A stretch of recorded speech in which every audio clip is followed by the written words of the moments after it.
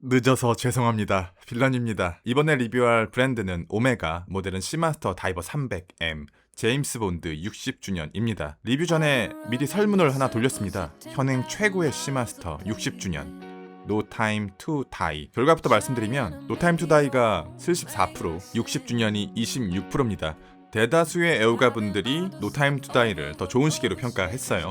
그리고 그것을 직접 확인해보고자 합니다. 원래 007의 손목시계는 오메가가 아니라 롤렉스였습니다. 007의 원작자가 롤렉스의 팬이었거든요. 하지만 롤렉스는 PPL에 돈을 쓰지 않는다는 브랜드의 철학이 있었고, 롤렉스의 마케팅 예산은 소설이나 영화 속 가상인물이 아니라 실제 세상에서 찾고자 했습니다. 그 사이를 오메가가 비집고 들어와서 1995년부터는 오메가가 007을 차지하게 되었고, 이건 007 시리즈 탄생 60주년을 맞아 만들어진 특별한 모델입니다. 롤렉스는 과거의 선택을 후회하고 있을까요? 가장 대중적이면서 동시에 가장 아이코닉한 포지션을 가진 시마스터 300M은 1993년 1세대,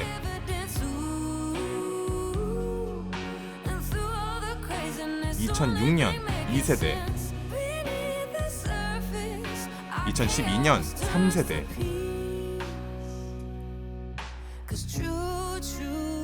2018년 4세대. 오늘 리뷰하는 60주년은 실질적으로는 골드나이 시마스터의 리메이크, 1세대 시마스터의 복각에 가깝다고 생각합니다.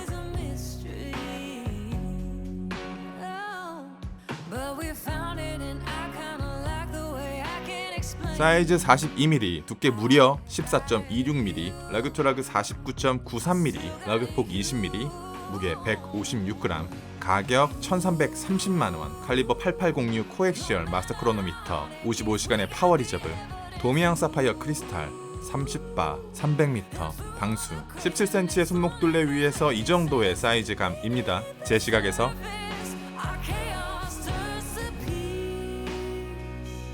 측면에서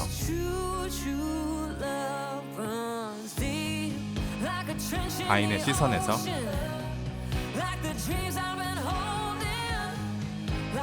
조금 더 멀리,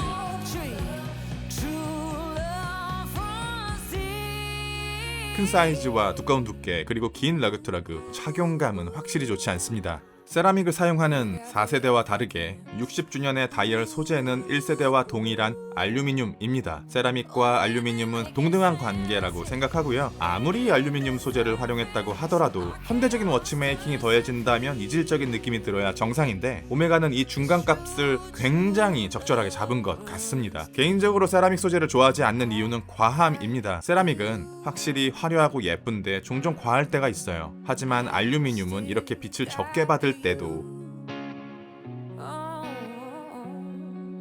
빛을 많이 받을 때도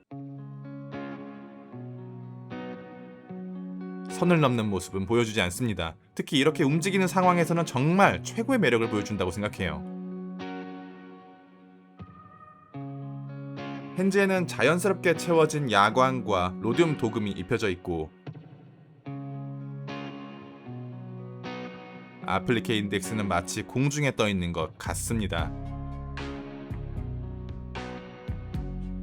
베젤 역시 알루미늄이고요. 채도가 이것보다 높았다면 촌스러웠을 것 같고, 낮았다면 올드해 보였을 것 같은데, 색감의 밸런스는 정말 완벽하게 뽑았다고 생각합니다. 하지만 베젤과 인서트가 꽉 맞게 맞물리는 아래쪽과 다르게 위쪽은 유격이 상당히 많은 편입니다. 이건 개체 차이가 있으니까 구매하시기 전에 꼭 한번 체크하시고요. 세련된 감성보다는 러프한 감성을 더 좋아하는 제게 시마스터의 디자인은 서브마리너나 피프티 패덤즈보다 더 매력적입니다. 그런데 시마스터의, 아니 오메가의 문제는 완성도라고 생각하거든요. 동일한 포지션의 브랜드는 물론이고 간혹 태그 호이어나 튜더보다도 밀린다는 생각을 하게 됩니다. 게다가 오메가는 빌드 퀄리티의 개혁이 많이 늦은 브랜드고요. 하지만 60주년에 이르러서 빌드 퀄리티 측면에서는 거의 완성형에 다다랐다고 생각합니다. 도명 사파이어 글래스의 예술적인 곡률과 완벽한 무반사 컨트롤,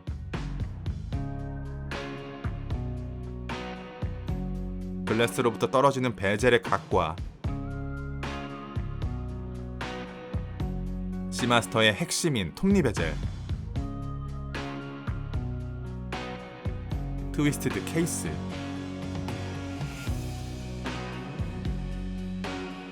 딱 한 가지 아쉬운 점을 뽑는다면 크라운입니다. 스크류 크라운이 완전히 닫히지 않아요. 크라운과 케이스 사이에 약간의 유격이 있습니다. 물론 방수적인 측면에서는 모든 테스트를 다 거치고 나왔을 테지만 이건 다음 업데이트에서 반드시 잡아줬으면 하는 바람입니다. 케이스백에는 어마어마한 기믹이 들어가 있습니다. 사파이어 시스루 케이스백 안에 007 영화 오프닝 시퀀스가 새겨져 있어요. 본드 실루엣과 건배럴 애니메이션이거든요. 그런데 이건 단순한 각인이 아니에요. 실제로 움직이는 애니메이션이고요. 이 한 가지만으로도 이 시계를 구매해야 할 이유가 충분하다고 생각합니다. 하지만 동시에 이 한 가지만으로도 이 시계를 구매하지 않을 이유가 충분하다고 생각해요. 60주년은 4세대 기본형과 다르게 메쉬 브레이슬릿이 체결되어 나옵니다. 이건 호불호가 꽤 갈리는 걸로 알고 있어요. 저는 되게 좋아하는데요. 케이스와 브레이슬릿의 통합된 느낌은 확실히 부족하거든요. 그런데 이 브레이슬릿은 구조적으로는 실패한 브레이슬릿이라고 생각합니다. 겉으로 보이는 버클의 크기는 굉장히 작지만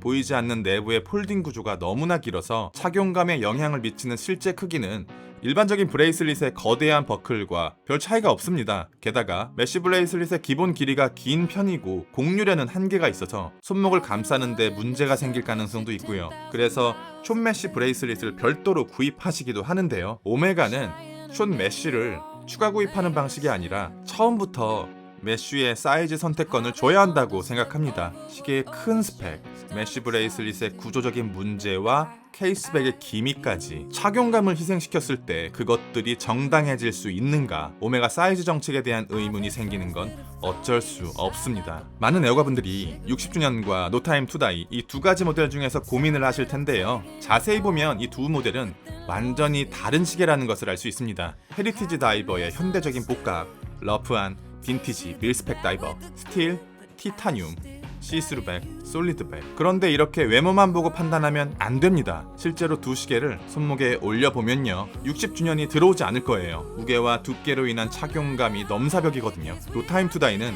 명예의 전당에 들어갈 만한 다이버워치라고 생각합니다. 이런 감성을 주는 다이버워치는 사실상 전무하기도 하고요. 시간이 흘러 단종이 된다면 지금보다 더 높은 평가를 받지 않을까. 하지만 2등급 티타늄과 칙칙한 색감으로 인해 저점이 꽤 낮다는 점은 노타임 투다이를 선택하는데 망설이게 되는 이유이기도 합니다. 그런데 많은 애호가분들이 노타임 투다이를 더 좋은 시계라고 생각하시고 실제로 손목에 올려보면 노타임 투다이가 더 눈에 들어오는 건 사실인데 시간이 지날수록 60주년 쪽으로 마음이 넘어가더라고요. 제가 1세대를 좋아하긴 하나봐요. 4세대 시마스터가 나온 지 벌써 8년이 지났습니다. 5세대가 나와야 할 주기가 이미 지났는데 오메가가 정상적인 판단을 한다면 5세대 시마스터는 다운사이징이 들어가겠죠. 사이즈 40mm, 두께를 12mm대로 나와준다면 많은 분들이 시마스터로 전향하시지 않을까 희망 회로를 돌려봅니다. 리뷰는 여기까지. 빌런이었습니다. 감사합니다.